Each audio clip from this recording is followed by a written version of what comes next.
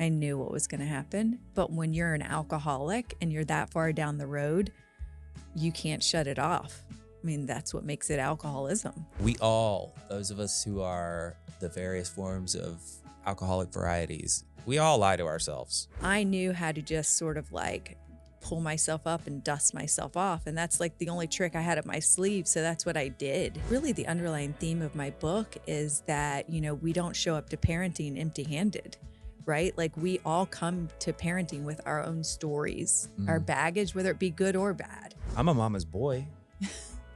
I have two of those. Okay, I think of a mail slot, you know, like where everything is going. And maybe you don't it's often another room where you don't look at it because it's not pretty. I feel like I threw mine out the window. You threw it out the window. Does it mean you can't find your way back to process it? No, but it's going to take a lot longer. It's about what are your goals? Because if your goal is to pull it off, then I might be able to figure that out. Yeah. But my goal truly is to be happy, joyous, and free. Welcome back to the Patrick Custer Show. I am so very excited to be here in Nashville on Broadway, filming in our new studio with my new friend, Keesha Scott. Thank you so much for being here, making the trip for having all the me. way from Boca. Thanks for having me. And the studio is amazing. So Thank excited. you. We poured a lot of love into this. I can tell. You're a mama. I am. And first of all, I think about, because I'm that age of, if you've ever wanted kids and you haven't had them yet, I think so many of us start asking ourselves questions of the cost of everything around what you would sacrifice. Can you do it? Are you going to do it? I look at that and I think how amazing, how much I respect you and people like you who have, I mean, you've written a book. You own a treatment company. You're doing a full-blown public presence around recovery and helping people, raising 3 kids. Yeah. And so much of your platform involves speaking to moms, which I love because it's part of your story. So I don't know if you ever thought about how much, though, that could impact someone who's not a mom. I'm a mama's boy. I have 2 of those. And those of us who are lucky enough to have mothers or a motherly figure, I think it gives us a unique perspective into the appreciation for all the things that go into it, all the selflessness. We're going to get into all that. And I just wanted to preface by, I guess, all of my gratitude and respect for what you bring to the table, because it isn't and wasn't easy. And I can't imagine. I appreciate that, because in large part, mothering is a thankless job. You know, it's kind of like an internal thank you. You know, I have so much gratitude for just being a mom. But as you go along in the journey, there are parts of it that are super tough and you don't get thanked a lot. So thank you for thanking me. You're welcome. Do you feel seen? You know, it's interesting because you don't really get seen by your kids until they're older. You know, my twins are 19 and I think they're starting to see me as a little bit more of a person, because when you're younger, you just have expectations that your parent is just all they do is exist to provide for you. And as you get older, you kind of realize, oh shit, this is just a lady in the world with her own stuff. And so this year specifically, my twins have asked more questions about some of the struggles that I've been through. And I've been I actually have a chapter in my book called Be Honest-ish, because it's really an age-appropriate thing, you know, like when and how you give information. Yes. So at 19, you know, I'm starting to drop some more truths on them. And so, yes, I feel pretty seen. And my 12-year-old is just like wildly beyond his years. So he kind of always sees me. But it's a good question, because I think a lot of moms don't feel seen. I agree. Just from the outside perspective. I think it's important that we do it. I don't care if you're not my mom.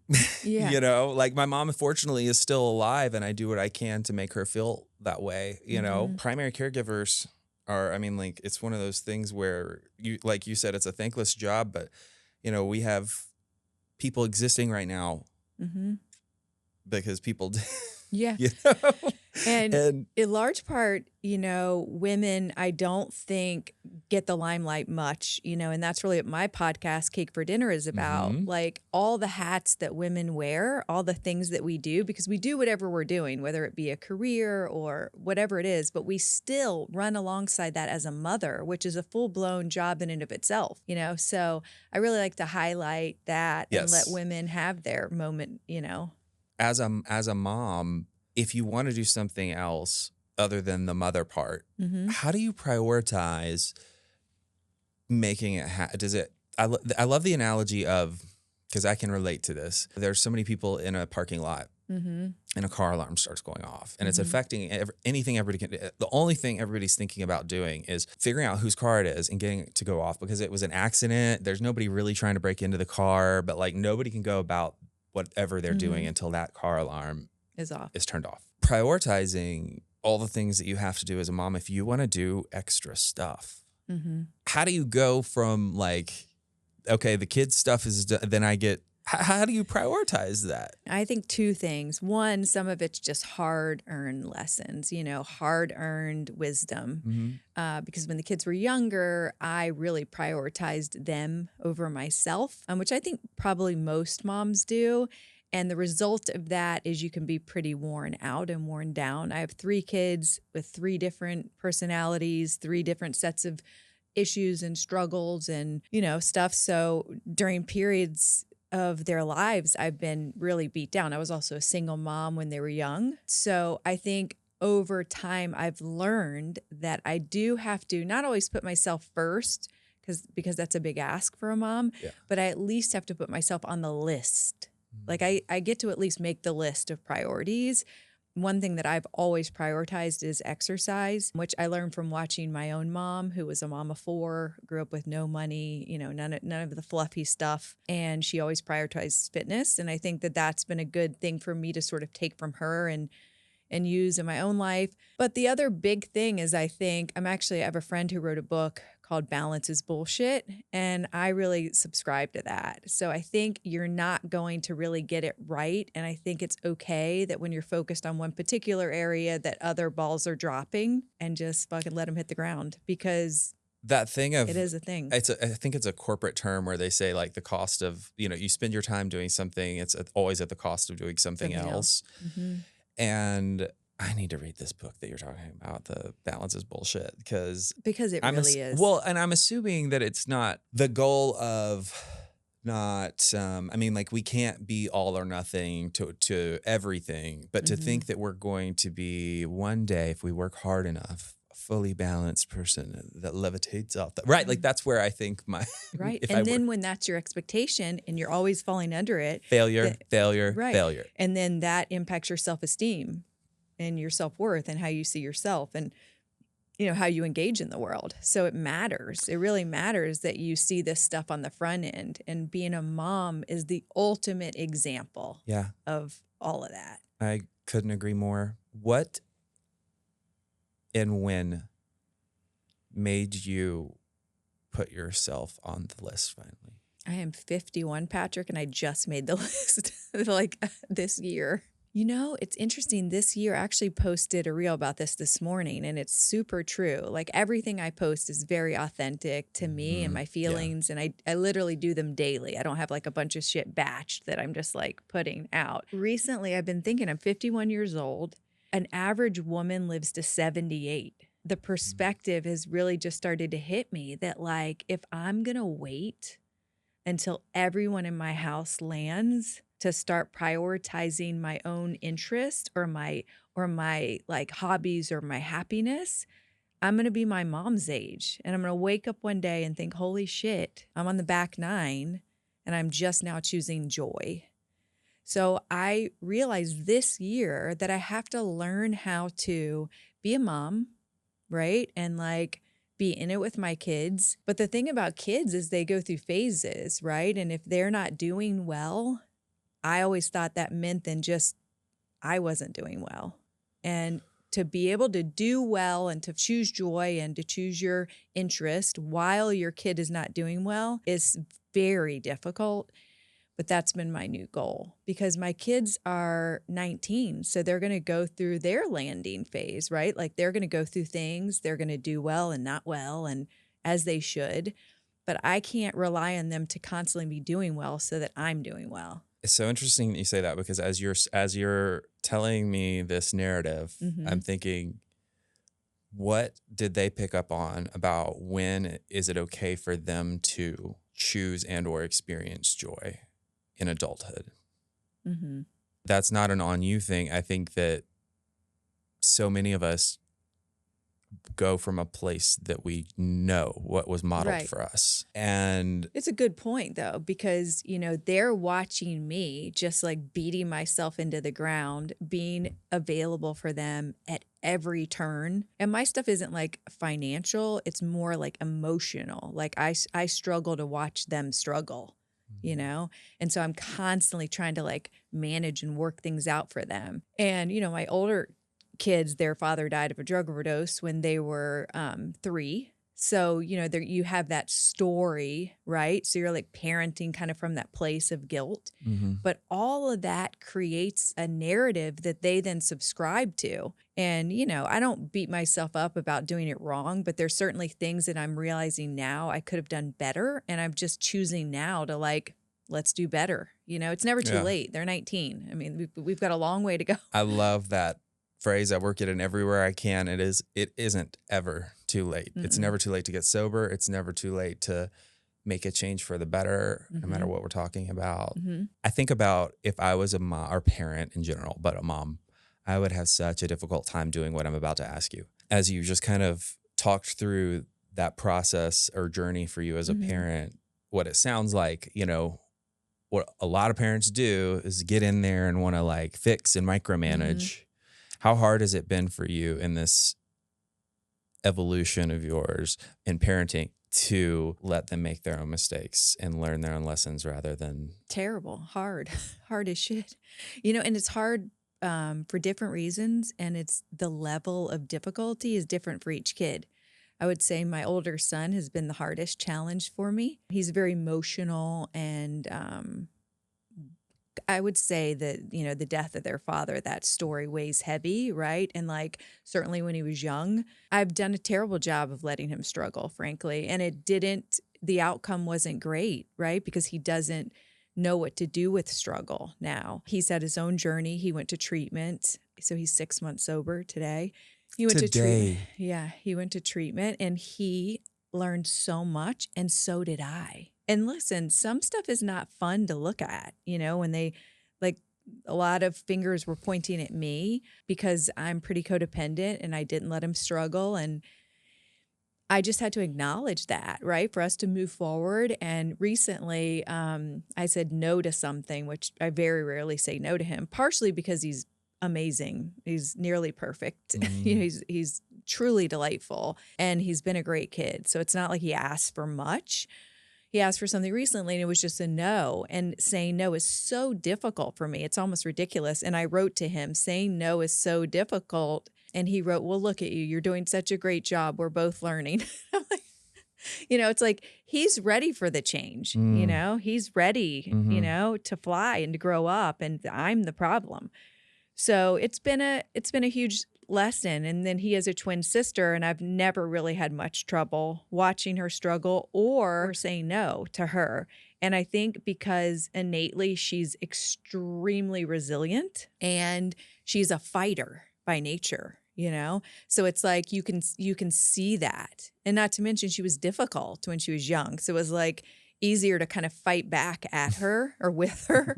But I see the outcome has been that she's extremely resilient. She's extremely self-sufficient.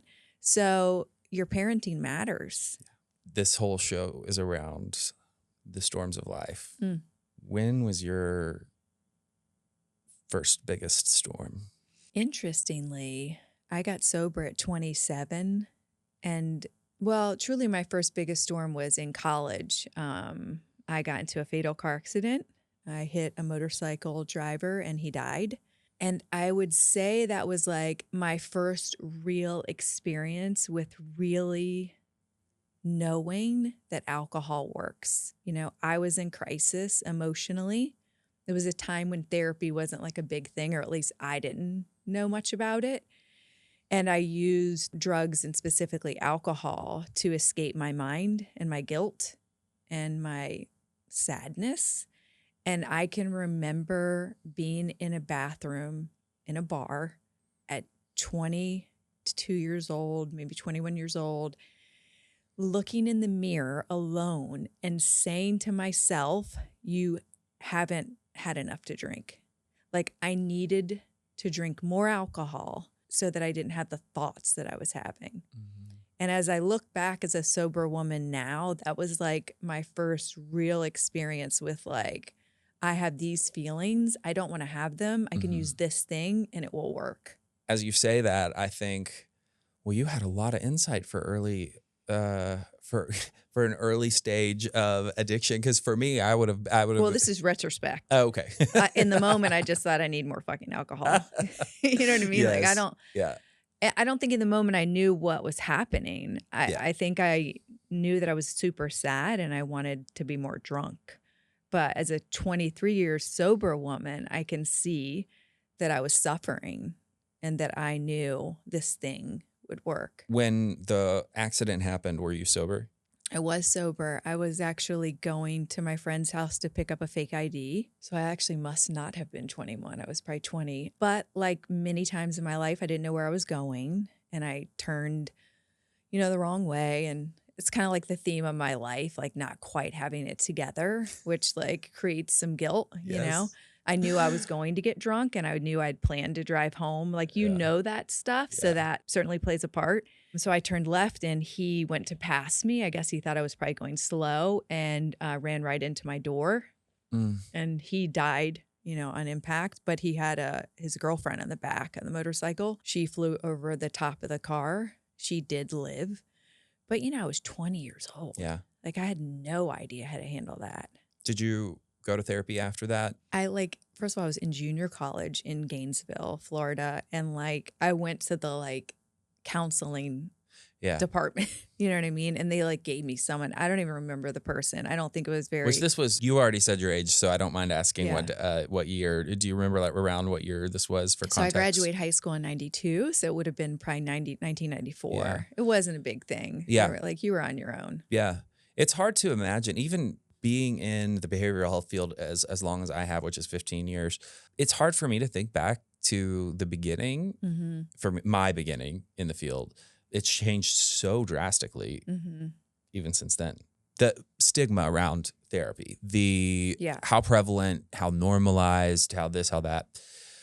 We still have a long way to go. But in the 90s, I mean, that was my, that was my child/teen years because of the faith circle, the conservative faith circle that my parents were in. Therapy, even if it was today, I don't know that therapy would have been a conversation. Sure. You know what I mean? Because it was all give it to God and outside resources are not really.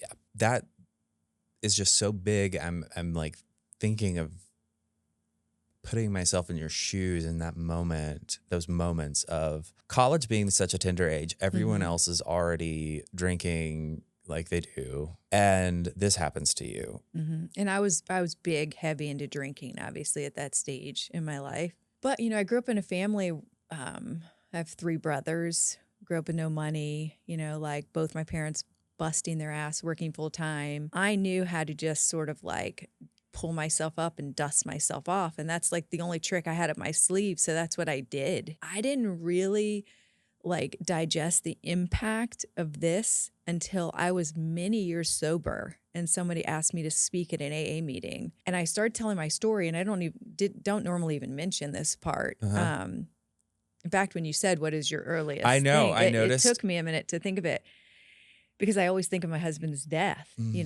I was sharing my story. I was probably 10 years sober maybe. And I started to talk about this part and I started to sob uncontrollably.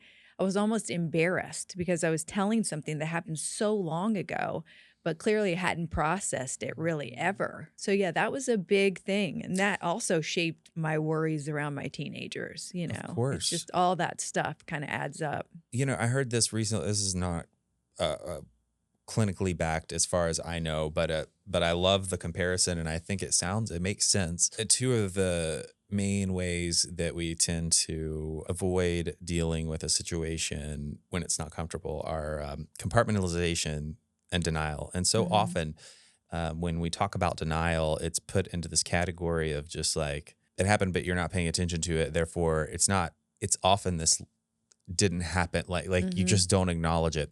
I'm a very tactile person. So like when we talk about memories or things that happened, I'm thinking about visually like the house, right? Like of your brain and your life and where you're putting all the memories and what. So compartmentalization is, I mean, you just say that and it's like, okay, I think of a mail slot, you know, like where everything is going. And maybe you don't like, it's often another room where you don't look at it because it's not pretty. I feel like I threw mine out the window. Like But I don't even think mine was available. Exactly. And where I'm going with this is what I heard was that denial is a form of compartmentalization that is really lost and you've left no breadcrumbs for. You threw it out the window. Does it mean you can't find your way back to process it? No, but it's going to take a lot longer. Yeah, that makes sense. This is a very new concept for me as well, because I've been having some things that almost 15 years sober for myself. I'm having things that come back. I've had things not that big, but also themes that have they've come up for me either in a media interview, live or pre-record, when I'm talking about my own stuff, because it tends to happen. I always say it bubbles to the surface when it's supposed to. When it's supposed to. And that happens. Coping is denial and medicating. Yes. You move forward because you have to. When did you meet your husband? Let's go into the... So I graduated college, like barely, I think. And I went through all kinds of stages. Like I lived in Key West. I kind of lived everywhere where there was like a main drag so that I could walk, I think, you know? So I didn't have to do a lot of drinking and driving because at that stage in my life, I was big into the nightlife. So I moved around, but never terribly far from like my parents. I stayed in Florida. So you figured out how to high function. For sure. Did you have an example? No. That showed you, or was it that thing that caught you that happened mid drinking career before it got to any certain point where you kind of course corrected and was like, okay, well, if this is going to keep up, I don't know. When I was in the Keys, actually, I rented a room. I actually went there for the weekend and stayed for 4 months. But I rented a room from this woman, and she would get up every morning, go running, go clean boats, which was her little business. She'd come home and go to the bars and get full-blown shit-faced and be back home by like 6, 7 and be in bed. So that was my first experience with like, I guess, sort of a functional alcoholic. I mean, she ran every morning and she ran a business, you know. But as far as for myself, I just think the expectation in my home was that you go to college, you do these things. And I was good at just being really rowdy when you were supposed to be and then not when you weren't, you know. Yeah. So I managed to get through college. I got a really good pharmaceutical job, which I sort of followed in the footsteps of my brother. My drinking got pretty bad as I was like in that career because it's very much sales. And back then you were entertaining a lot. And I was a shit show. Like I won all the awards somehow because I think the party life was so much fun for like the doctors. And I was a lot of fun. There was no doubt about it. But I was also disorganized and sort of a mess. But I went through that period and I don't know, somewhere in like my mid-20s, I think I just like, there was a part of me that knew what I wanted in life and I wanted more than anything to be a mom. And I think I could feel that sort of slipping away as a result of my drinking because as I went along, my drinking got worse and worse and it got more private, right? So like I would be the fun person at the bar, but the thoughts and the feelings that I would have after that and the days to follow became very secretive and very, very low. And I didn't really share that with a lot of people. So at 27, it got to the point where after a night of drinking, I would be devastated for days, extremely anxious, extremely depressed, barely working. And it would just be like waiting for the next day, the next moment to drink, and I would swear off alcohol, all the shit that's in the book. Yes. And how long would you go in between? I would go days, but I would smoke pot every day, so never really sober necessarily. But in any event, the last night I went out drinking, I went out with my best friend since I was probably 14 or 15. She'd seen enough at this point, She's probably the only person in my life that really saw the truth. Was she tolerating you, or were you all together in the... She was tolerating me. Okay. She was also super fun, and she's kind of a sidecar person, with like humor and everything else. She's like totally willing to be the backup dancer and just enjoys it and just kind of cheerleaded me on sort of. But it got to the point, I think, where she was like, enough is enough. And this particular day, I convinced her to drink at noon. We were both supposed to be working. I said, let's just have one drink at lunch, And that turned into the next, it's 6 p.m. and we're at a bar and we drank all day. But then she was like, all right, like enough, like let's go home. And I couldn't turn it off. And she said to me, listen, I'm done doing this shit with you. Like, if you stay here, you're on your own, and don't call me tomorrow crying. And I remember thinking, holy shit, because she was my everything. She was family to me. And I was scared, but I couldn't stop. I chose alcohol. When she drew that line for you, did you get defensive, or was it a reality check? I think both. I think inside I knew what was going to happen. But when you're an alcoholic and you're that far down the road, you can't shut it off. I mean, that's what makes it alcoholism. We were eye to eye, and I knew, but I also made my choice. And she left, and I proceeded. And somehow I drove my company car home, parked it up on a curb, like just a complete disaster. Mm-hmm. Woke up in the morning and had to work with my boss. And it was just like it's a very like textbook alcoholic. I woke up, put my hair in a bun, put on the suit. I looked the part, but I smelled like booze and cigarettes. I did a terrible job at work that day. And I can just remember thinking like, I can't do this anymore. I was waiting in my car for my boss, and I could see her walking towards my car. And a guy called from the night before, obviously, like some loser, I'm sure. Mm-hmm. And I can remember thinking like the duality of my life is getting out of control, right? Like I'm in a fucking full-blown suit with a bun in a company car staring at this woman walking towards me with this like loser calling me who probably had no job, right. Nowhere to be. And that was it for me. That day I went to a therapist that day, who my friend found in the yellow pages, if you want to know how long ago that was. And that started my journey. I was like, done. I can't do this anymore. Yeah. And that was it for me. You were not drinking every day to the point where you needed medical detox? No. Mine was more once I started, I just became an animal. But then the days in between, I would convince myself, like, you got to stop. This is terrible. That kind of thing. Mm-hmm. I love hearing you say this about your story, because there aren't as many people. You hear a lot of people talking about the everyday, the more, I hate to say more extreme, because that's not fair to say yours wasn't extreme. It's just, it looks different. And from the outside, that is what one would pose on that judgment, is the more extreme is the person who drinks every day. Our book in the 12 Steps does talk about all these different types of alcoholic drinkers. My own personal opinion, I feel like the number two to the one that is what I ended up being was the everyday. I did go through DTs from, Yep. Number two to that is the person who is the binger. Yes, the binger. It's a big misconception, though, because one of the first things people ask me is, did you drink every day? Did you drink in the morning? Right. Alcoholism isn't necessarily defined that way. It's once you put the substance in your body, can you turn it off? So can you go to a bar and have 2 drinks. And don't let this be a challenge, because I did take that challenge. Maybe you do that once or twice, but can you be that person? And I think if you're honest with yourself and you're an alcoholic, you know you can't. Well, I'll give an example of, I'm so grateful that you found a healthy way and are where you are, and this beautifully healthy, vibrant person sitting before me still alive. But my grandfather was exactly what you're describing. And I think a lot of people, those of us who are the various forms of alcoholic varieties, we all lie to ourselves. For me, what you described as your drinking career or pattern was a stop along the way. So I have experience with what you talked about, but I didn't stay in that phase, what was a phase for me, too long.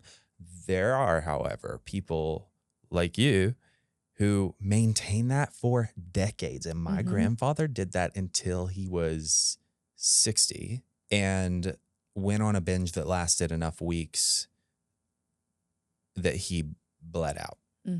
But he would go however long he needed to prove to be dry. Right, because it also, it makes it easier for you to be able to say you're not, right? If you can do these things. I had I was making good money, whatever the things are that tell you that you're not an alcoholic. And through my journey in alcoholism, I have thought before, I see people go back to drinking. And the thing that I always remind myself is it really isn't about whether you can pull it off or not. It's about what are your goals? Because if your goal is to pull it off, then I might be able to figure that out. Yeah. But my goal truly is to be happy, joyous, and free. Like, I want to be fucking free. And I can't drink a little and be free. I have tried a million times.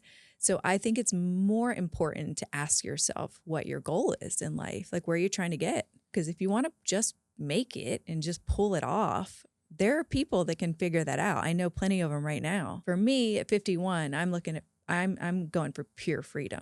What would you say though? Because I think back to if you had asked me that question, what's your goal? I would have either lied to you and myself, knowing the real answer, or there's a big part of me that feels like I wouldn't have been able to access the real answer. Right. I think you had to taste it first. And for me, I've tasted freedom. So I know what my goal is. And I think that's the unfortunate part of people before they get there, before they really get sober, before you give yourself time, to experience it. But once you've tasted freedom, it's not something you want to turn back from. I definitely can relate to that now. Okay, so you go to therapy, you stop drinking. Did you experience any relapse through? Nope. I got sober May 30th, 2002. I picked up a white chip in a young people's meeting. That was it for me, Heck yeah. I met my first husband 30 days later. In the rooms?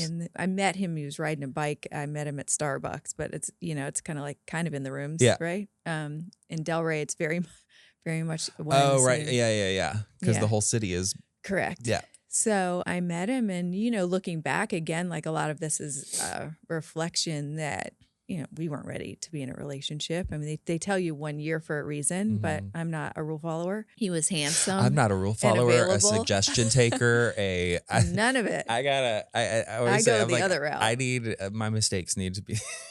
I learned my lessons the hard way. Yes. For sure. And we met, and I think what it was is like, he had so much trauma. He was like literally just dying inside, and I was scared to death. And I think we just clung to each other for dear life. Wasn't a great choice. I have 2 kids from it, so I'm grateful for the choice.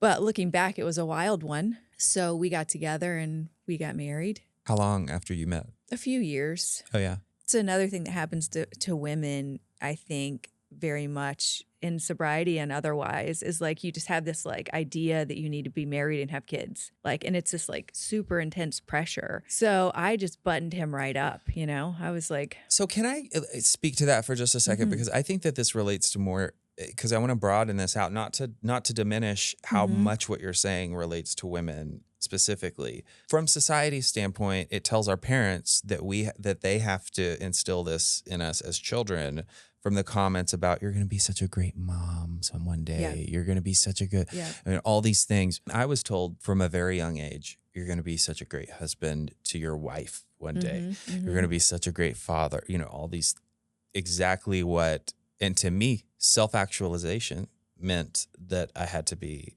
successful, do really well. I mean, whatever I did need to be something really worth being proud of, make a lot of money and marry a woman and have children. There was no other future. And I think so many people, especially women. But the reason why I bring it up is because as a gay man today, I experienced having to walk through the antithesis of what my supposed self-actualization was supposed to be. So when you talk about that, I'm like, yeah, I can relate. Because there was a point where I'm like, I should be in a serious relationship. So you know what I did? I dated a female and was like, I was faking the hell out of you know, and we almost got married. I kind of wanted to add that in here to say what that theme you're talking about is something that is just so applicable because of how narrow of a scope we apply to what should be. And that's the exact scenario with women, right? It's like you're supposed to sort of be this, right? So it applies to males, females, gay, not gay, right? And the reality is, if you choose to have children, it should come when you have self-actualized. And I don't give a shit if you're gay or not, or you're going to have, you know, be with a man or woman. All of that, being in an intimate relationship and bringing children in the world, period, should happen once you've gone through this journey.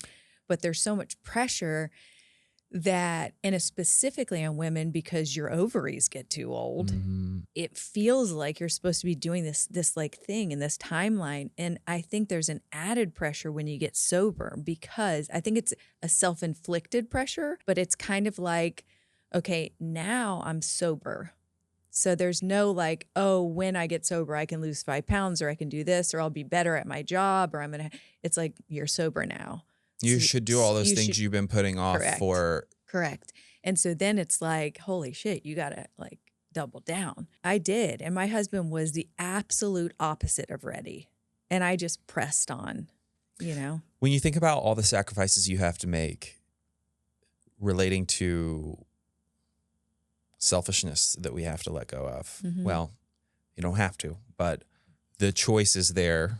There's a need and almost a demand, a demand in some areas, but a heavy need. Where were you on that scale of understanding how much needed to shift for you to be a mom? To be a mom. And where do you think he was? Interesting. I mean, if you want to work on being selfish, have kids. Like, you know what I mean? How they say, like, if you pray to be more resilient, God doesn't give you resilience, right? He gives you something that's going to challenge you. So if you want to be less selfish, have kids, because they're going to just literally force the selfishness out of you. I think innately I was ready to be less selfish, and I think it saved me. You know, as a sober person without children, I thought about myself around the clock, and children just sort of take that away. And that, frankly, that was refreshing to me. I think my husband wasn't ready at all. You know, and his trauma was very much around, he was adopted from a Native American orphanage when he was very little. He had a pretty traumatic coming into the world and a traumatic early childhood. So I think the idea that I was going to be pregnant with twins was just too much for him. And we have our own infertility story. We had trouble getting pregnant. I lost a baby. We did in vitro. It was a whole journey, you know, and very quickly I found out I was pregnant with twins, and he left, you know. So I would say that's probably the hardest thing I've ever been through. The abandonment? Yeah. It's just something different about being pregnant and being abandoned. It's like this time in your life where like, it just like feels like biologically that's what should happen. And I have a great family, you know, when he left, my family swarmed. I mean, they rallied like. What a blessing. I mean, I have 3 brothers. I have an amazing dad, you know, so I had male influence like crazy, and my mom just showed up double time. So I had all of that. But to not have your partner as your belly is growing, you're going to these doctor's appointments, I mean, it was truly traumatic. It really was. Y'all had been married for A few 3 years. years. And not only that, but we had just bought our first home. We just paid $30,000 to do in vitro. So these weren't like, hey, I might leave red flags. You know what I mean? Yeah. But he was cheating. He had a girlfriend. And so he left, had a girlfriend while I was pregnant. Like, I mean, I look at that now as a 51-year-old and I'm like so sad for that girl, you know? Yeah. It's like so wild to Right. me that I even went through that. And again, I did the same thing. I dusted myself up. I pulled myself together. I still worked. I was pregnant as a pharmaceutical rep, going to work every day, calling on offices because I was now going to be a mom of two. A single mom of two. A single mom of two. And bless my dad's heart, he would drive around with me and then pull up and just like read the New York Times while I would go into the offices. I mean, he's a dream.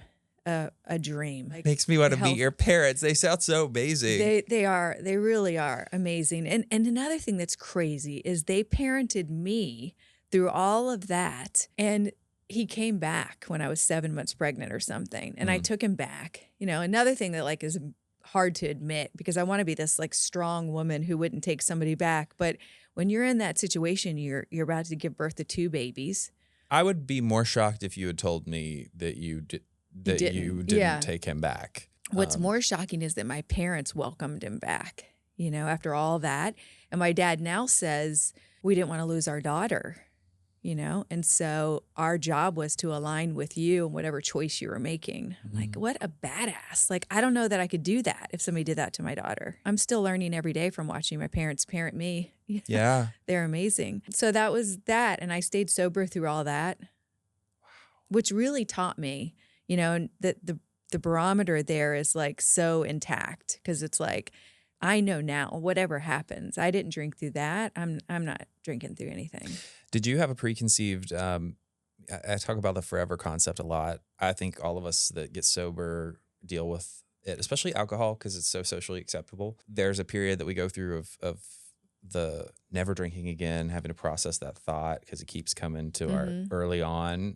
Like, I can't conceive of never again, you know? That's why we talk about one day at a time. Easy does it, you know, just for today. All those sayings, the silly sayings we have on the wall. Are you able to reflect back on that early period of when you got sober and those thoughts coming through? Was there a period where you were crossing that threshold of, because I think it happens for everybody. Some people it takes years. Mine was like I think a year in, and then all of a sudden it felt like there had been this month where I wasn't thinking about it, and I realized I was like, oh, I don't like thinking about never drinking again doesn't really it just sort of settles. Yes. When was it that you were able to let go of the forever concept?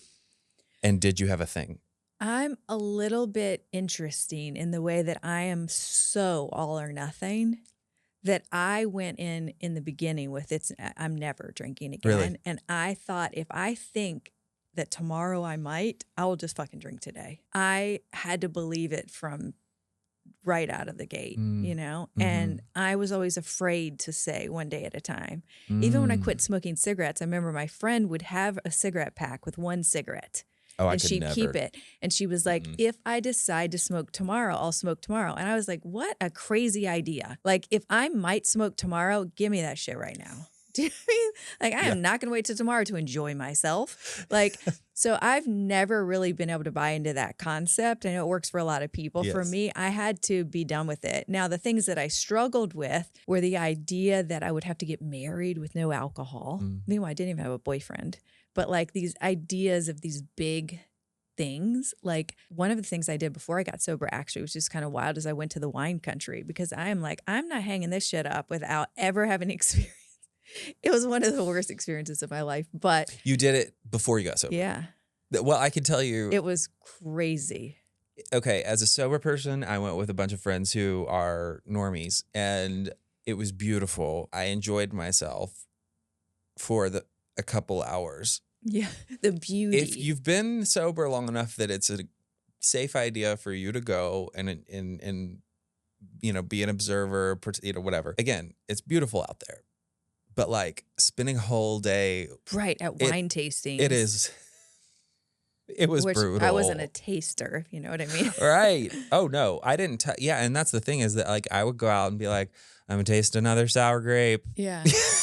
You Yeah. know, There's this- many other beautiful places Yeah. in the world Yeah. for a sober person, in my opinion. But nonetheless, I'm grateful for all the stupid shit I Yeah. did before I got sober, honestly. The concept of being sober through like certain things, like those Yes. ideas were hard for me. It's interesting that you brought up positive, like getting married.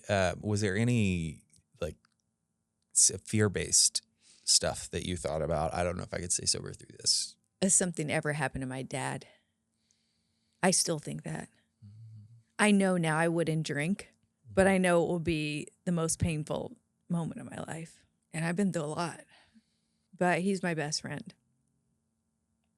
So that will kill me. There's a lot of emotion there. Yeah. I just felt so much connection to your heart as you said that. Can you tell me a little bit more about that connection there and why the fear of loss is so strong? I think specifically for alcoholics, if you listen to most alcoholic stories, there was a lot of either misunderstanding or being misunderstood or typically Not being believed. Yeah, there's typically a troubled youth, right? Yeah. Like I'm sure there's some that aren't, but I was pretty troubled as a young person. And, as I went along my journey, my dad has just never, ever, ever been rattled by me. I look at my kids now and how reactionary I am. I've told my husband the other day, I'm like, we've got to be more like my dad.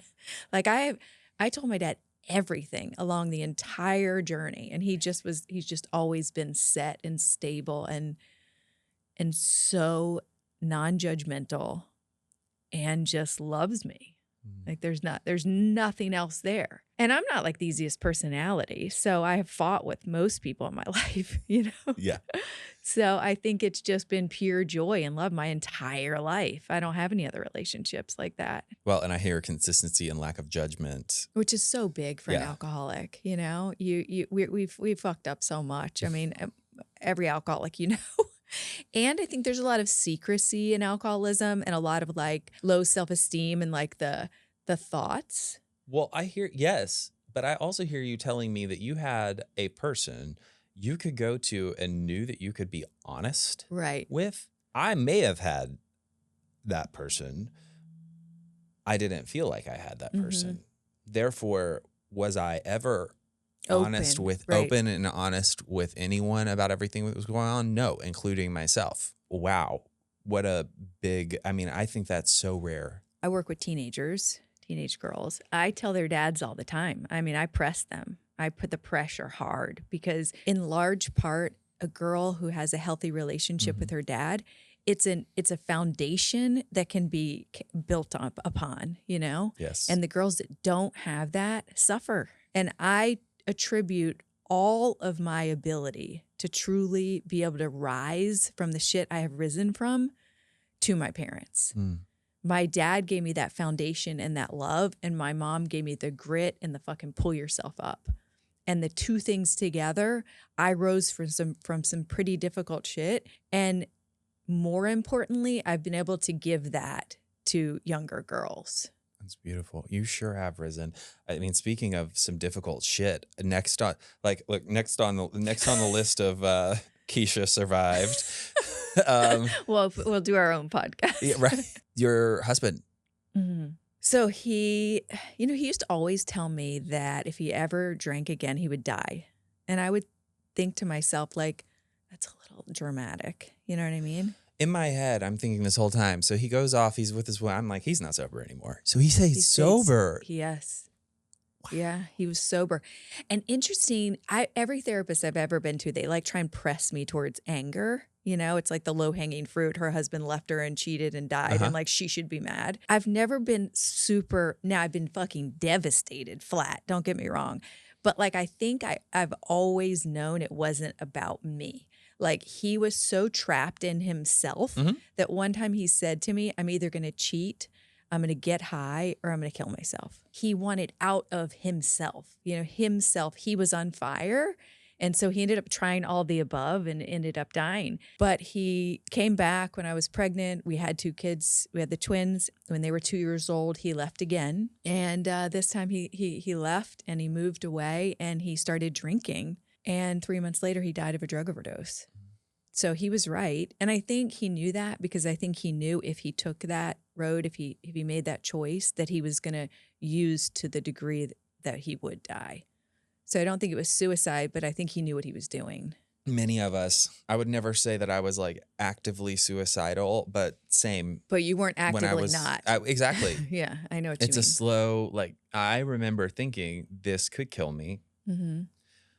But at least the active thoughts in my brain were, this could kill me. Like, I know I'm just not exerting enough willpower to stop. And this could kill me. I don't like that it doesn't bother me as much as I think it should, but I have no other choice because, like, I don't know, you know? And at least if it does, I won't feel it. Exactly. To think about that today. It's so sad to be at that place, you know? And nobody knew that those thoughts were that was the belief system that was running through my head. And so many people feel that way. And now at this stage in recovery, I'm okay with not being angry at him. For years, I thought it was like suppressed, you know? But I think when you really understand addiction, it's easier to like comprehend that. Yes, most definitely. Because that was very much not about me. How did you process the abandonment the second time? It was very different because I did everything in my power to clean up my side of the street. If there was anything, I tried everything. I mean, I had 2 infants by myself and would get up in the middle of the night, and in an effort not to wake him or bother him, I did everything by myself. I was struggling, but I didn't want him to ever be too tired or too this or too that, you know? So I think when he left the second time, I just knew my worth differently, you know? Like I had done everything I could. Was there a bit of relief? Yeah. Mm-hmm. Can imagine. I mean, I from what you just explained, I'm going.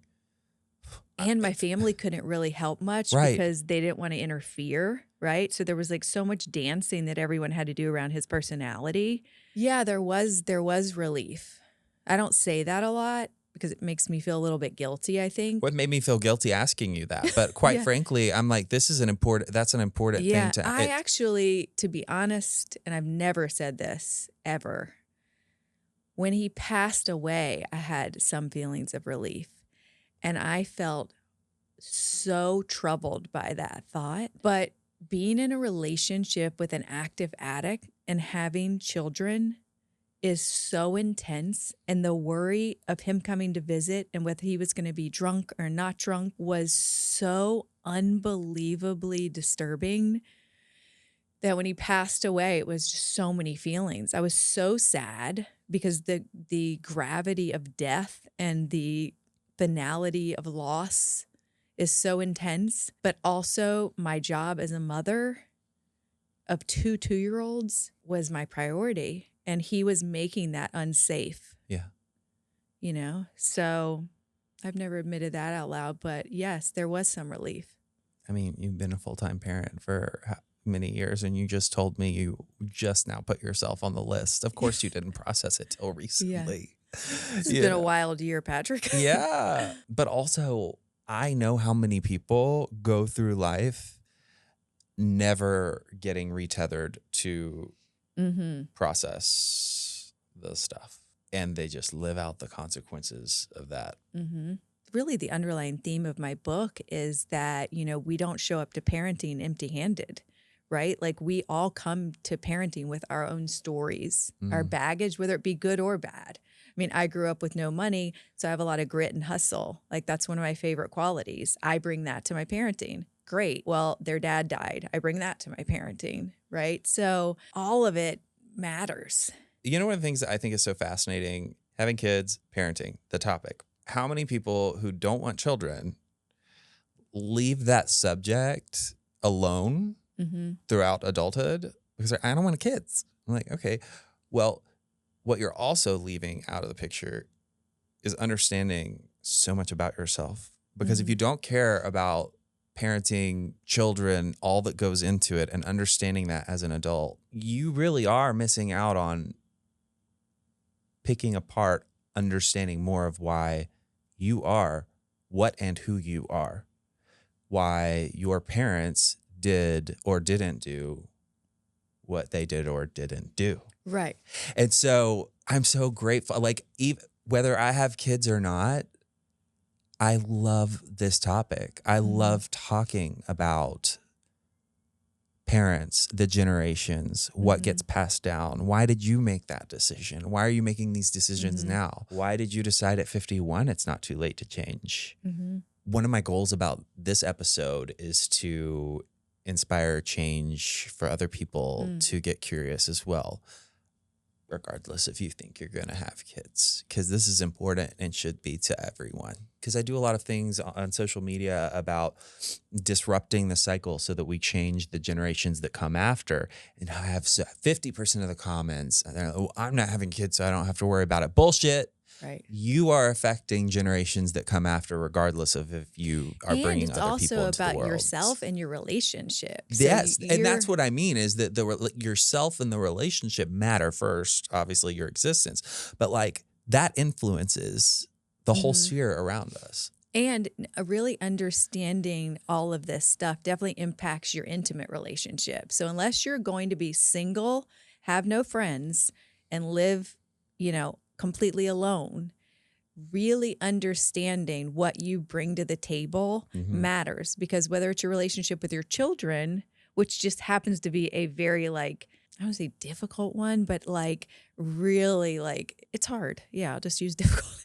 Or it's your relationship with your spouse. I mean, learning all this stuff has changed my relationship with my husband. Huge. You can break up with your husband or your spouse. You can stop being friends with somebody. But when you talk about kids, I'm like, that is like the ultimate tethered relationship responsibility. It's different. And the complexities there are. Yeah, it's different. And it definitely pulls on your heartstrings different. But I would say for people, if you don't want to have kids, doing this deep self-reflection and also sort of analyzing your own childhood, your own trauma, and how you came into this space definitely benefits you in whatever relationship you're in. Me and the way I engage with my mom and how I see my mom, working on the things about myself that I don't like, which are generally the things that I didn't like about her, have helped my marriage, So no one's getting out of this thing alive. You're going to look at yourself if you want to have a fulfilling, happy life, no matter whether you want kids. If you plan on being in any type of relationship, you're going to be forced to look at how you got here. That's right. What made you decide that you wanted to start doing work in the field of addiction recovery? When I got sober, I said I was a pharmaceutical rep. I always wanted to go back and get my master's in psychology. And at 40, I just decided now or never, My husband was an interventionist at the time, and we founded Guardian Recovery in 2008. And he was like, this is the time, just quit your job and go back and get your master's. So he really entered my life when my kids were very little, when they were 3, right after my husband passed away. We had gotten divorced the year before. So I had started dating my current husband. And he's just the best. He's so into me finding my own personal happiness. So whatever ideas I come up with, whether it's writing a book or I want to do this or that, he's all in, So he was like, quit your job. Meanwhile, we had no money. So he would watch the kids. I would go to school at night. We just went all in with our idea, and we founded Guardian. And, 2008, 17 years later, we have 800 employees. I think 17 facilities. We're in 6 states. It's a huge organization, all from an idea he had. That's amazing. It really is. Tell me a little bit more about what all Guardian treats. So it's a national behavioral health company. In large part, we treat, substance use and mental health disorders. I really oversee the adolescent program, really based on our experience at home and sort of realizing that there aren't a ton of adolescent resources, which is really my lane. And kind of what I love. And then my husband and his partner really, oversee the rest of the program. Residential, PHP, what levels of care? All levels of care, literally starting at detox all the way down to outpatient, virtual. We literally have every level of care. That was kind of like how it started. Was he would do interventions, take someone to treatment, and then the family would inevitably call back in 30 days, because that's really what it was at the time, and be like, what do we do now? Yeah. You know? So we got into the outpatient space initially, and then we've sort of just plugged away, filling, the voids, and ended up with a full continuum of care. What made you decide that you wanted to write a book? I've always been told that I should write a book, but I think when people are decent storytellers, they hear that. But to be able to tell a story and put it on paper is very different. I majored in English in college, so I've always had this dream. I don't know if you're familiar with Glennon Doyle, but I was listening to her speak once, and she said, if you're ever jealous of someone, there's a good possibility that you wish you were doing what they're doing, and you should try it. And I remember being in the audience and thinking, I am so jealous of her. I wanted to be on a stage. I want to make sense of my life by sharing my story. I want to write a book.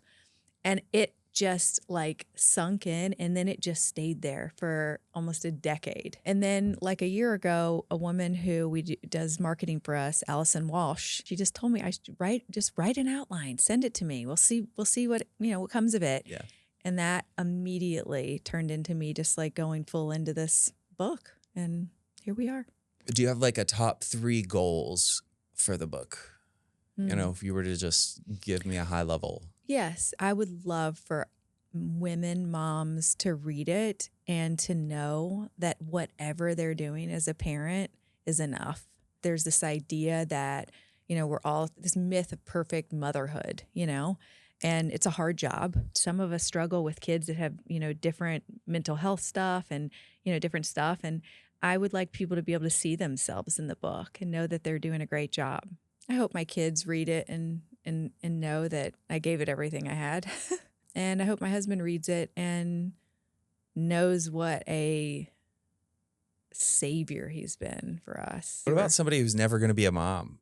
I think it's still easy to relate to struggle. We live in this weird perfection culture. So it doesn't matter if you're a parent, not a parent, if you're gay, if you're straight. Everybody's looking at somebody thinking maybe they should be a little bit more something.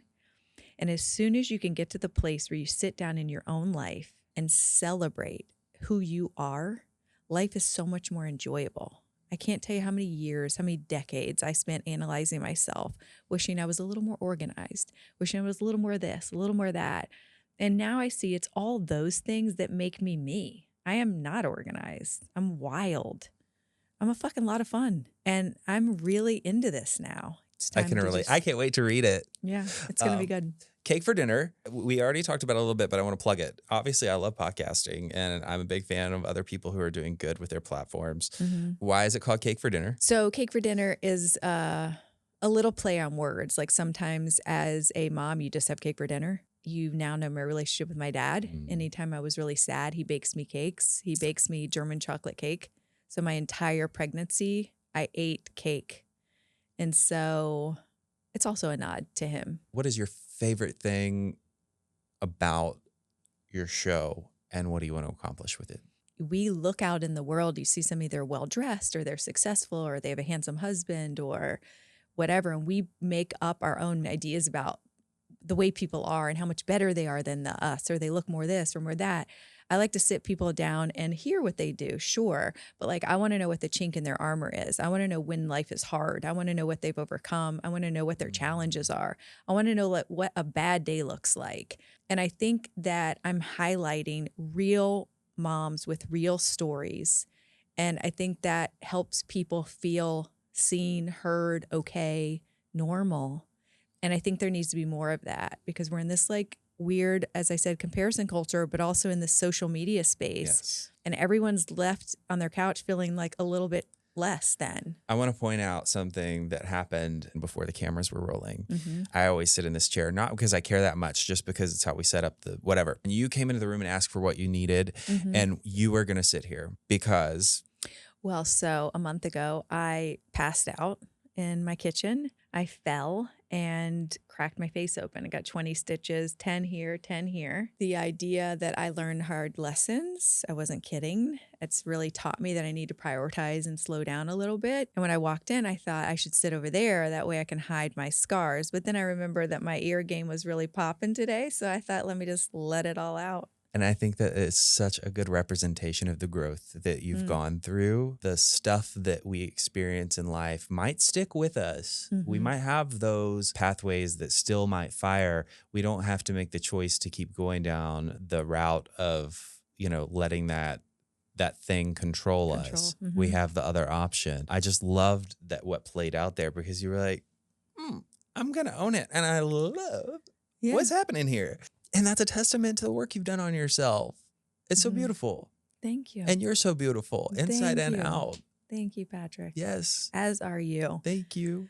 This has been such a freaking lovely time spending with you. And I wish I had 5 more hours that we would get to sit here and have no shortage of fodder for a good conversation. Well, normally I travel with cake, so next time I'll come with a cake. You're coming back to Nashville, so we're going to have to do a part 2, either on or off camera. I don't care, but we will. Thank you so much, Keesha Scott. And we'll have this in the show notes, but I always like to ask people to say it just in case they're not reading. And, how can people connect to your stuff? Guardian Recovery is guardianrecovery.com. And then if they want to find me specifically, the easiest place is probably Instagram at Keesha W. Scott. It's Keesha W. Scott.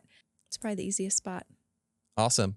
And if you forget anything she just said, you can go to my Instagram and there will definitely be socials on there of this podcast. So you can just follow along and then find the links. So, that's right. Yeah. Thank you so much. Thanks. And I want to close out by reminding everyone it's never too late to start loving yourself. And you're always only one decision away from a completely different life. We'll see you next week back here on The Patrick Custer Show.